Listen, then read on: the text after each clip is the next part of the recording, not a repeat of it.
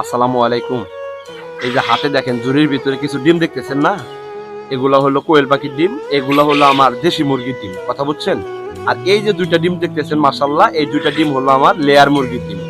তো আপনারা যারা আমার ভিডিওগুলো দেখেন, আপনাদেরকে একটা কথা বলে রাখি, দেখেন আমি তাদের কখনোই ভাবি নাই যে এরকম ফলাফল এই প্রাণীগুলা থেকে আমি পাবো।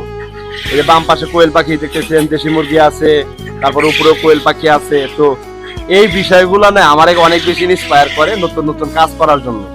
তো পিছনে দেখেন আমার পিছনে যে কবুতর গুলা, হ্যাঁ, আমি যে সাজাইছি, আমার ভাই সূক্ষ্ম একটা মেজারমেন্ট এবং অনেক সুন্দর সাবলীল ভাবে এদেরকে একটা সুন্দর পরিবেশ বা এনভায়রনমেন্ট দেওয়ার কারণে আমি যে ধরনের ফলাফল গুলা পাইতেছি প্রতিনিয়ত ভিডিওর আকারে, কিন্তু এই ভিডিওগুলো আপনাদেরকে দেখাইতেছি।